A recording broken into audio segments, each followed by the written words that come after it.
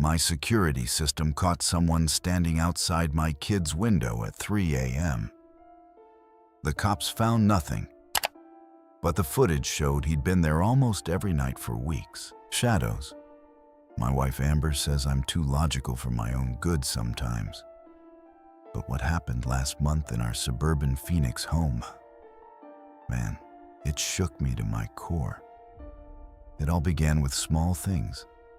That's the sort of thing you ignore. Around midnight, our golden retriever Duke is barking at the side fence. The garage motion sensor light would flick on whenever I check before bed. Amber's lovely wind chimes ringing in a silent night. It's probably just some cats or a raccoon. I told Amber when she mentioned it one breakfast late October. It might be the Rodriguez kid sneaking out again.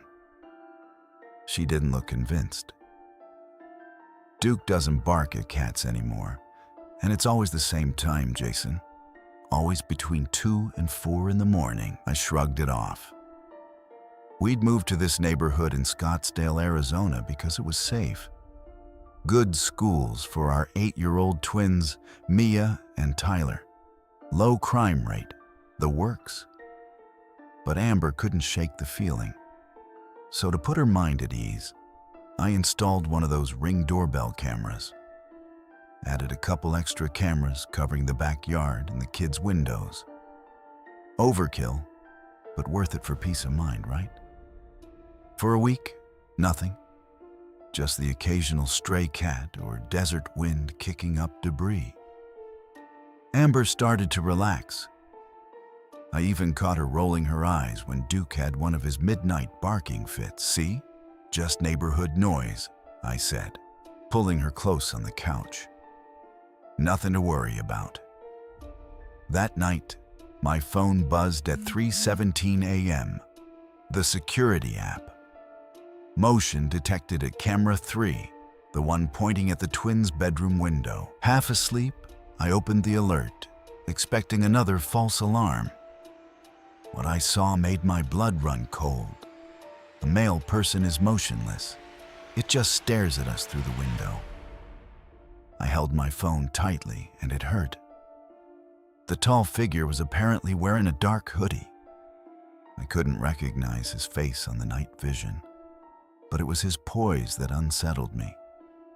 He was standing perfectly still like a freaking statue.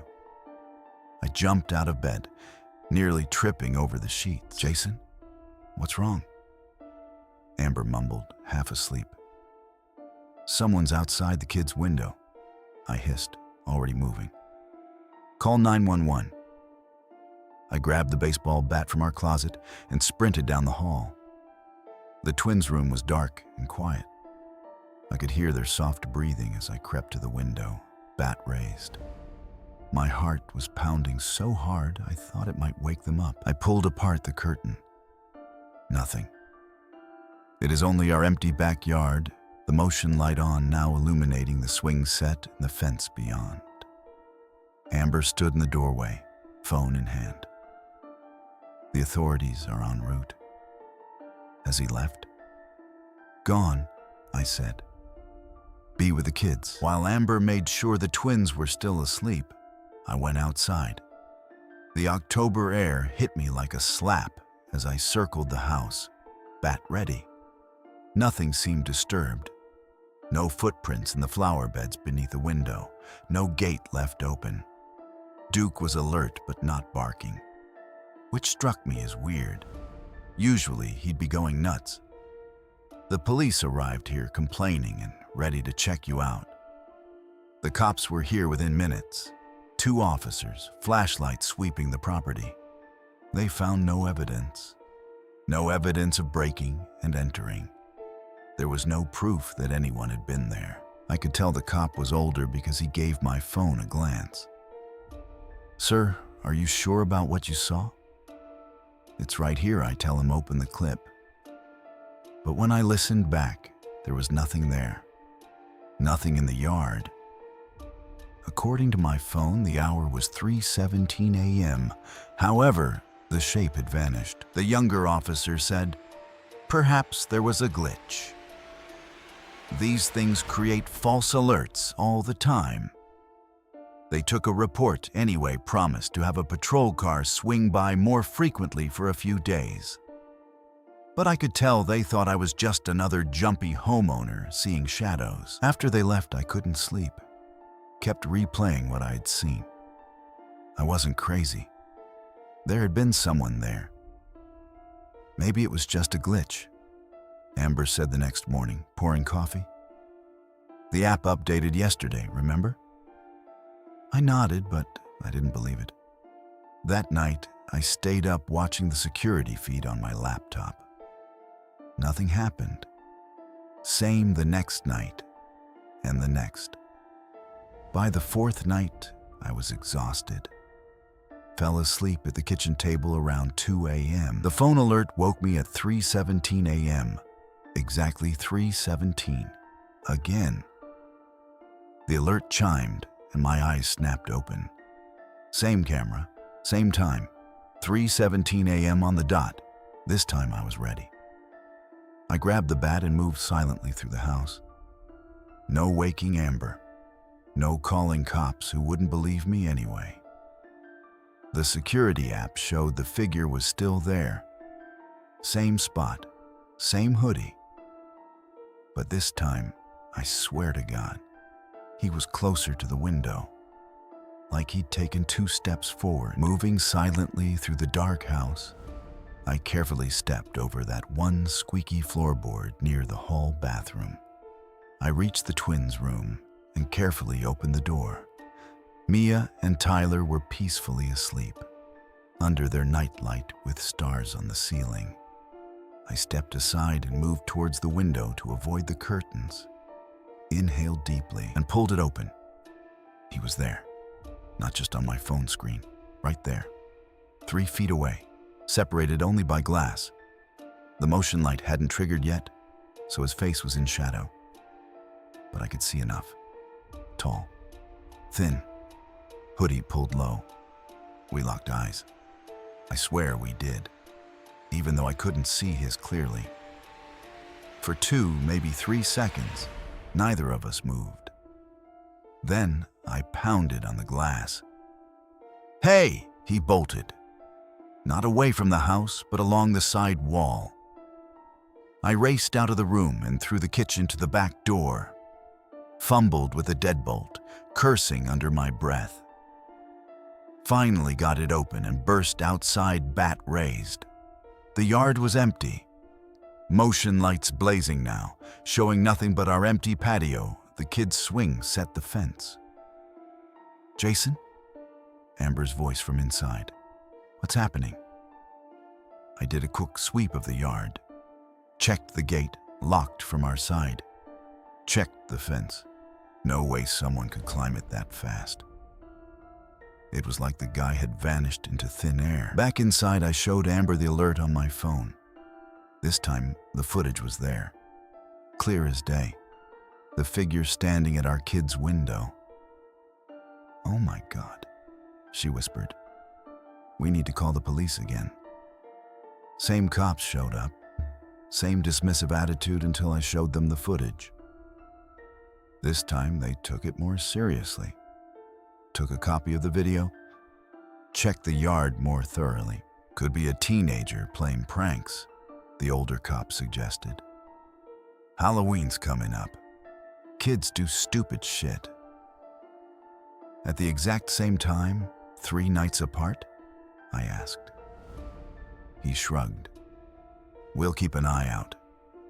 Maybe park a cruiser down the street tomorrow night." After they left, neither of us could sleep. We moved the twins into our room, made a nest of blankets on the floor between our bed and the wall. Amber finally dozed off around 5. But I stayed awake, watching the cameras on my phone. The next day, I called in sick.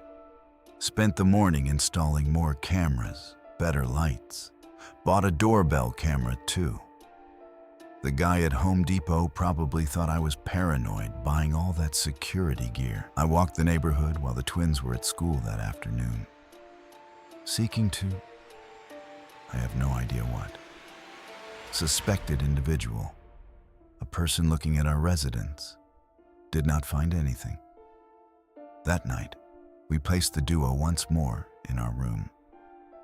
I was waiting with the bat in the corridor when I watched the security footage.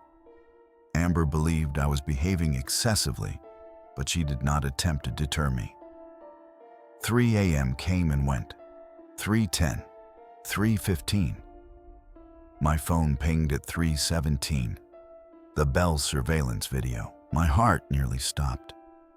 I opened the alert with shaking hands. There he was, standing at our front door.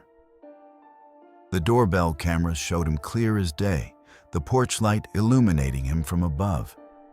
Still wearing that dark hoodie, but now I could see his face. Jesus Christ, his face. It was wrong somehow.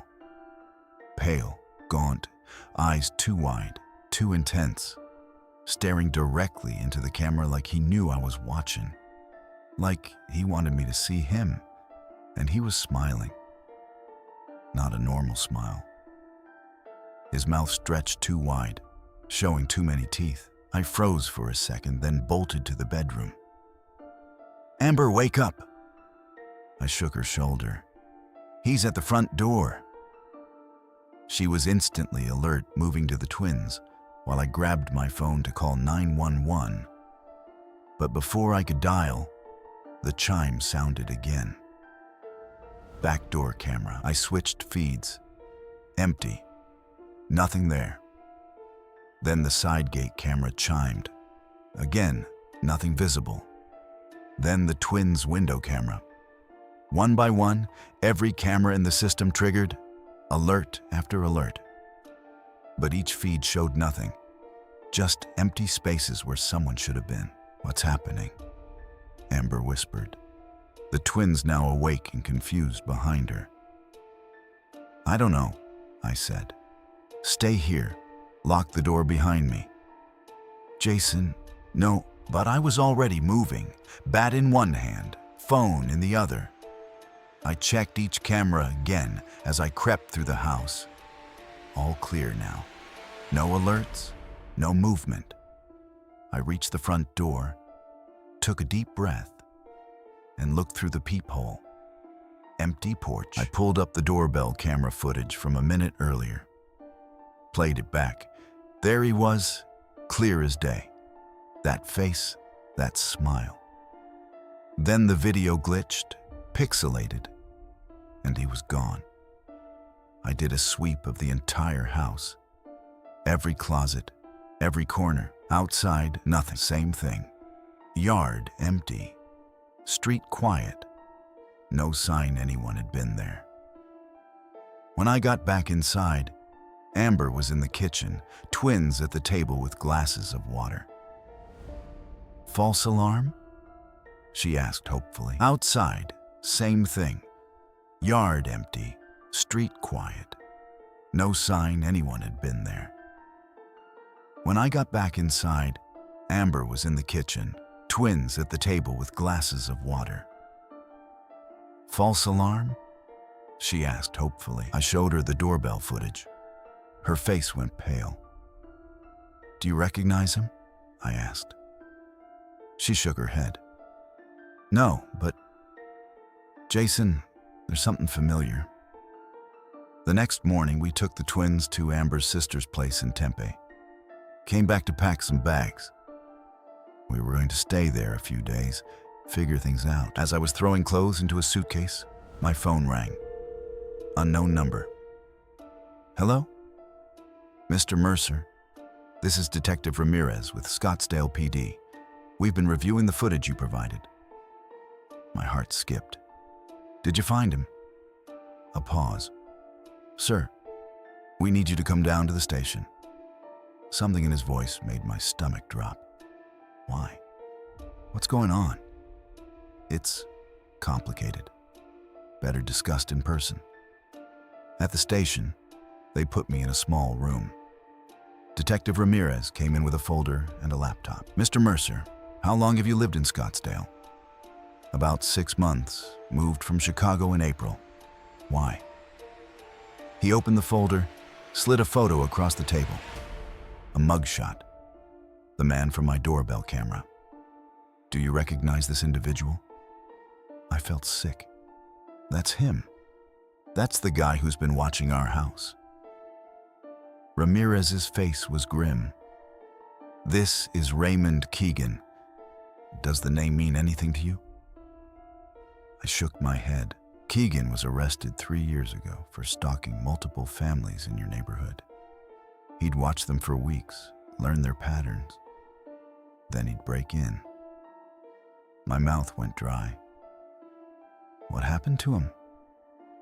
Ramirez looked me straight in the eyes. He died in prison 2 years ago. My daughter's baby monitor picked up a voice at 2 a.m. whispering her name. We don't have a baby monitor. I never believed in ghosts. Still don't, really. But what happened in our house in Burlington, Vermont last winter? I can't explain it. And trust me, I've tried. My wife Sarah and I moved into the old Victorian on Maple Street with our 5-year-old daughter Emma in December 2023. Beautiful place built in 1890, completely renovated inside. The previous owners had only stayed 8 months before selling at a loss. Red flag? Maybe. But the price was too good to pass up. The first month was perfect. Emma loved her new room with the bay window overlooking the backyard. Sarah set up her home office in the sunroom. I had the garage workshop I'd always wanted. Then the cold snap hit in January. Temperatures dropped to -15. The house creaked and groaned as old houses do when the weather changes. Nothing unusual there. One night, around 2 a.m., I woke up to Emma standing beside our bed, clutching her stuffed rabbit. "Daddy, someone's calling me," she whispered. Half awake, I mumbled something about having bad dreams, as do under my breath, and slid her into bed with us. Until Sarah mentioned it over coffee in the morning, I forgot about it completely. According to Sarah, she had said the same thing, triggering the similarity reaction in me. "Someone is calling her name during the night." I exclaimed, "Dreams?" New noises and new house, Sarah said yes, but I could tell she wasn't sold. That night I heard it while I was up late working in my study. A faint crackling noise was heard from the kitchen, like a vintage radio tuned to static. I chased after the sounds. On the counter sat an old-style baby monitor, the kind with just audio, no video. The red power light was on soft static coming from the speaker. "Sarah?" I called upstairs. "Did you buy a baby monitor?" She appeared at the top of the stairs, confused. "What?" "No. Why would we need one?" I pointed to the device. "Then what's this?" She came down, stared at it. I've never seen that before. We both stood there, staring at this thing that neither of us had bought. That's when we heard it. Through the static, a voice, soft, barely audible.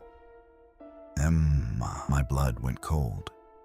Sarah grabbed my arm so hard it left marks. "Emma, come play." I yanked the batteries out.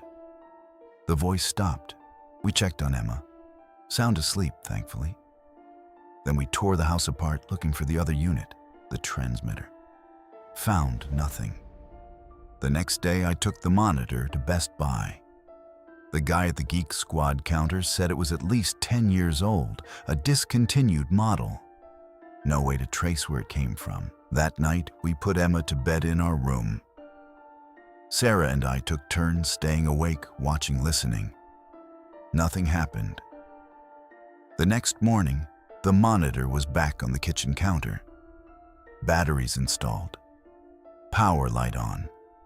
We moved out that weekend, stayed with Sarah's parents while we looked for a new place. Never went back except with a moving crew to get our stuff. 2 weeks later, I ran into our old neighbor at the grocery store. Mentioned we'd moved because of some weird experiences. Was it the baby monitor? He asked, his face serious. I nearly dropped my shopping basket. How did you know? He sighed. The family before you left because of it too, and the one before them. What the hell is going on in that house? Back in the 90s, a young couple lived there with their baby daughter. Mother had postpartum depression. Father worked nights. One night he trailed off, but I got the picture. The monitor? She heard voices through it, telling her to do it. At least that's what she claimed at the trial. We sold the house at a loss too. Didn't disclose why. Couldn't bring ourselves to. Sometimes I feel guilty about that. But sometimes, late at night, I still check Emma's room, just to make sure no one's calling her name. We heard footsteps walking across our ceiling at exactly 3:33 every night. The upstairs have been empty since my brother disappeared. I've never told anyone this story. Not the full version anyway. My parents took most of it to their graves. The police reports don't mention half of what happened. But I need to get this off my chest, even if no one believes me. It started in the summer of 2019. We lived in a 2-story farmhouse outside Salem, Massachusetts. Me, my parents, and my older brother Chris. The house had been in our family for generations. Nothing fancy, just a typical New England colonial with too many drafts and creaky floorboards. Chris had returned home from college during summer. He had always been the teacher's pet, studious, well-behaved, and eager to please. However, that summer marked some difference. He was jittery, unstable. He continuously expressed a belief that he is being watched. Works out, I figured it must be girl trouble. My parents assumed that we had a chalk spot to cope with stress during finals. It was one July night. I woke up to find Chris at my door. "Can you hear that capital A?" he whispered. I sat up, groggy. "Hear what?" "Shh, listen." I strained my ears. Nothing at first. Then, footsteps. Slow, deliberate. Coming from upstairs, the attic space above our bedrooms. A space that should have been empty. "Dad must be checking for leaks again," I said. Chris shook his head. "Dad and Mom are both asleep." I checked. We woke our parents. Dad grabbed his baseball bat and went to investigate. Found nothing. No signs of entry. No animals. Nothing. "Old houses make noise," he said, trying to sound confident. Probably just the wood expanding in the heat. But it happened again the next night. And the next. Always at 3:33 a.m. Always the same pattern. Slow footsteps crossing from one end of the attic to the other, right above our bedrooms. After a week, Chris started sleeping in his car. Said he couldn't stand being in the house at night anymore. My parents were worried sick about him. Then came August 17th. I remember the date because it was my mom's birthday. We'd had a small party, just the 4 of us. Chris seemed better that day, almost his old self. That night, I woke up to screaming. Chris's voice coming from upstairs. Not his bedroom, the attic. I bolted out of bed, met my parents in the hallway. Dad had his bat again. "Stay here," he told Mom and me. But we followed anyway. The attic door was open. The pull-down stairs extended. Dad went up first, calling Chris's name. The attic was empty. No Chris, just open rafters, old boxes, dust. And the small round window at the far end, wide open. We called the police. They searched for days. The official report says Chris likely ran away, that he'd been showing signs of mental distress, that the footsteps were probably just his way of scaring us before he left. But they didn't hear what we heard the night after he disappeared. At exactly 3:33 a.m., footsteps crossing the attic floor in the exact same pattern. My parents sealed off the attic after that, nailed the doors shut, but it didn't matter. The footsteps continued every night. Same time, same pattern. We moved out 2 months later. My parents never spoke about it again. But sometimes, when I called them late at night, I could hear it in the background. The steady rhythm of footsteps overhead. Last year, after they passed, I had to go back to clean out the house. I stayed at a hotel. No way was I sleeping there. But I had to go into the attic to check for valuables. The door was still nailed shut. I had to pry it open. The space was exactly as we left it 5 years earlier. Dusty, untouched. Except for one thing. In the dust on the floor, a single set of footprints. Back and forth,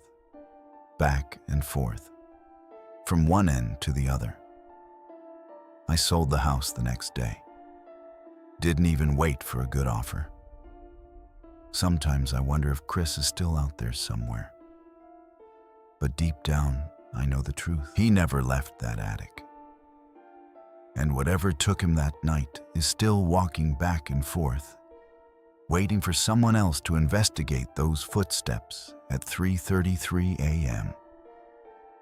Ever get that feeling someone's eyeballing you when you're alone? Or wake up to weird noises in your house at 3 a.m.? Drop your story below. Real talk. What would you have done if you were Jason? Bail when your security cam showed a dead dude watching your kids? And that baby monitor situation. Keep it or trash it. As for those footsteps in the attic, would you go up there? Be honest. The thing that keeps me up about these stories isn't some boogeyman jumping out. It's the stuff that doesn't add up. Security footage showing someone who died years ago. Voices coming through devices you never bought. Footprints appearing in places nobody could have walked. Double check your locks tonight. Hit that subscribe button if you want more true stories that'll make you think twice about those strange sounds in your house. I've got hundreds more where these came from. Stories that'll have you checking your security cameras at 3 a.m. And if you hear something watching, sometimes it's better not to look.